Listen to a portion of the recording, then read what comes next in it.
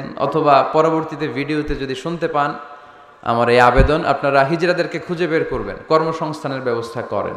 আমি পৃথিবীর অনেক জায়গায় এয়ারপোর্টে দেখেছি হিজড়াদেরকে, দে হ্যাভ হিউজ স্ট্যাটাস, তাদের জব আছে, তাদের চাকরি আছে, তাদের সম্মান আছে, সামাজিক সম্মান, তারাও আমাদের মতো মানুষ। এজন্য তাদেরকে কর্মসংস্থানের ব্যবস্থা করেন, শিক্ষার ব্যবস্থা করেন। স্কুলে পাঠানো যায় না, বাবা মারা লজ্জা পায়, লুকাতে চায় এদেরকে। সন্তানের ফর্ম পূরণ করতে গেলে ওখানে লেখা থাকে জেন্ডার, ছেলে নাকি মেয়ে। তো এটা ছেলেও না মেয়েও না, একই লিখবে। এখন থেকে সব ফর্মে 3টা ঘর রাখবেন মেল, রাখবেন ফিমেল, আর একটা রাখবেন শিমেল অথবা বাইসেক্সুয়াল, উভয় লিঙ্গ যাদের। তো এদেরকে যেন আমরা আগলে রাখি, এদেরকে যেন দূরে ঠেলে না দেই। কাউকে আল্লাহ হিজড়া বানিয়ে পরীক্ষা করে। আছে ইউসুফের খিলে তো হিজড়া নাই না, নাই না, একজনও নাই। কিভাবে জানলেন? কম বোধহয়, কম। হিজড়াদেরকে আমি বলি প্রায় হিজড়াদের ব্যাপারে, অনেক হিজড়াও দেখি বিভিন্ন জায়গায় কমেন্টস করে যে হুজুর আমরাও শুনি আপনার ওয়াজ। আলহামদুলিল্লাহ, এটা ভালো। এই যে তৃতীয় লিঙ্গ, থার্ড জেন্ডার, এরা অবহেলিত কিন্তু আমাদের দেশে, কিন্তু এদেরকে নিয়ে আমাদের ভাবনা নেই। সংখ্যায় একেবারে কম নয়, এদের সংখ্যাও অনেক। এরা আমাদেরই সন্তান। আমার 2টা মেয়ে, তো আল্লাহ মেয়ে না দিয়ে আমার ঔরসে হিজড়া দিতে পারতো না? কথা বোঝে নাই? আমি যে ছেলে হয়েছি কার ইচ্ছায়? আমার বোন মেয়ে হয়েছে কার ইচ্ছায়? যে হিজড়া হয়েছে সেও হয়েছে কার ইচ্ছায়? বুঝতেছেন কথা কি বুঝেন? তাহলে হিজড়া এরা আমাদের সমাজেরই অংশ, এরা আমাদেরই সন্তান, কিন্তু আমরা এদেরকে পরিচয় করিয়ে দেই না কোথাও। দেখবেন এক লোকের এক ছেলে এক মেয়ে আর একটা হিজড়া, তো ঘরে মেহমান আসলে উনি ছেলেরা পরিচয় করায় দেয়, ছেলের নাম আব্দুল্লাহ, মেয়ের নাম সুমাইয়া। হিজড়া যে আছে ওরা সামনেই আনে না। ও সব সময় অবহেলিত, neglected in family as well as in the society. পরিবারেও নেগলেক্টেড, সমাজেও নেগলেক্টেড। ফলে সে দুঃখ ভারাক্রান্ত মন নিয়ে খুঁজতে থাকে, আমার মতো এরকম অসহায় কে আছে দেখি। সে খুঁজে পেয়ে যায় আরো কিছু হিজড়াকে, পরে একসাথে হিজড়া পাড়া বানায় এরা, জানেন? হিজড়ারা কিন্তু আরেকটা বয়স্কা হিজড়ার আন্ডারে থাকে, চাঁদাবাজি করে এরা। আপনাদের এলাকায় নাই তো, আপনারা বুঝেন না। ঢাকায় যায়েন একবার, জ্যামের মধ্যে আটকালেই খবর আছে, পুলিশেও ভয় পায় এদেরকে। তো আমি এক জায়গায় বলছিলাম যে এদেরকে পুলিশের দায়িত্ব দিয়ে দেন, যেহেতু এদেরকে সবাই ভয় পায়। এরা ট্রাফিক সিগন্যালের এখানে এমনি দাঁড়ায় থাকলেই চলবে, লেন চেঞ্জ করে কেউ উল্টাপাল্টা লেনে ঢুকবে না। This is call idea generate করতে না পারলে দেশের উন্নতি করা সম্ভব না। হিজড়াদেরকে কর্মসংস্থানের ব্যবস্থা করা উচিত।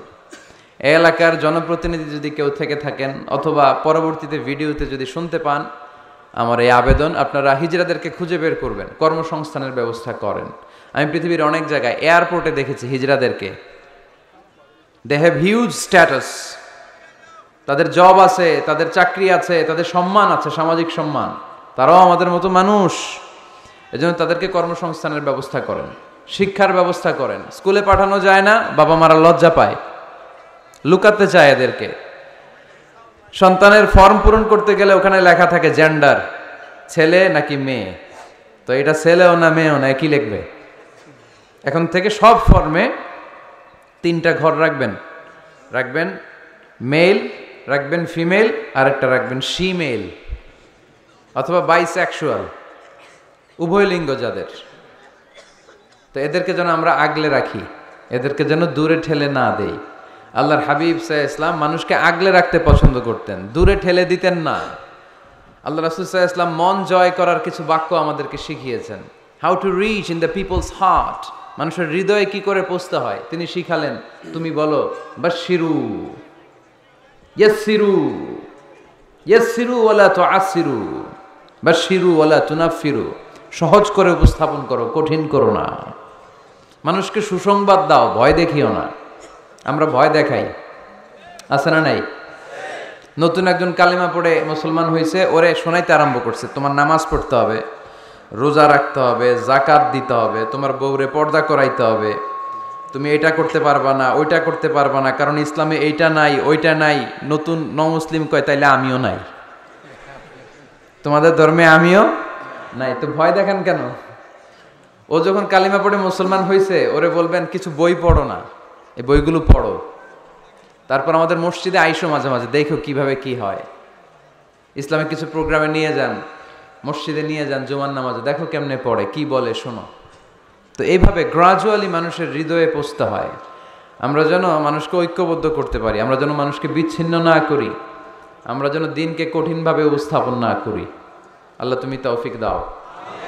আরো জোরে পড়বো আমিন। আপনারা সবাই ভালো আছেন তো? আলহামদুলিল্লাহ ভালো আছি। তো আসার সময় দেখলাম যে গুড়ি গুড়ি বৃষ্টি পড়তেছে। আপনাদের উপরে পড়তেছে নাকি বৃষ্টি? চলে গেছে? মাশাআল্লাহ। আমলটা বেশি দরকার, ঠিক কিনা? এত মানুষ আমরা আসলাম,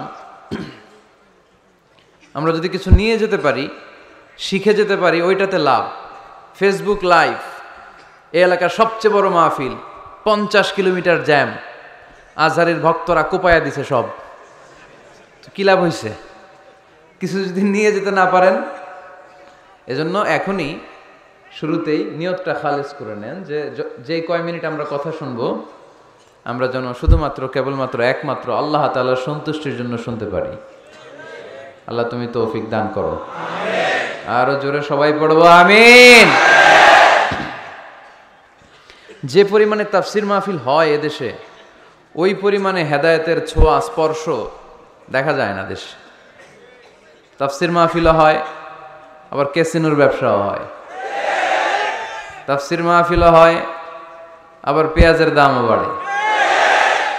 তাফসির মাহফিলও চলে, লবণের গুজবও ছড়ায়, হয় না? তার মানে যে পরিমাণে এটার ইম্প্যাক্ট ইন দ্য সোসাইটি, এটার প্রতিফলন, এটার প্রভাব সমাজে থাকা দরকার ছিল, ততটা নাই। একেবারে যে নাই তা বলবো না, আছে। মানুষ পরিবর্তন হচ্ছে, দেখা যাচ্ছে। আমাদেরকে বলে, হুজুর আগে গান বাজনা শুনতাম, এখন কোরআন শুনি। আগে নামাজ পড়তাম না, এখন পড়ি। আগে দাড়ি রাখি নাই হুজুর, এখন দাড়ি রাখছি। তো এগুলো হচ্ছে পরিবর্তন। কিন্তু যে পরিমাণে তাফসির মাহফিল হয়, সেই পরিমাণে বাংলাদেশ হওয়া দরকার ছিল একেবারে ওলি আল্লাহদের দেশ, ঠিক কিনা? কিন্তু সবচেয়ে বেশি চোর বাটপার এই দেশ। আপনাদের এই এলাকায় আলহামদুলিল্লাহ নাই? এই এলাকাতেও আছে। তা না হইলে যেই পরিমাণ তাফসির শুরু হয়েছে যে সেপ্টেম্বর থেকে, সবচেয়ে বড় আল্লাহর ওলি হওয়ার কথা ছিল এই মাইকম্যানরা।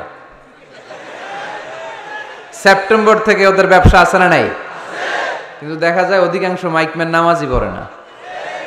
আপনাদের আজকেরটা ও পড়ে, আজকের মাইকম্যান পড়ে আলহামদুলিল্লাহ।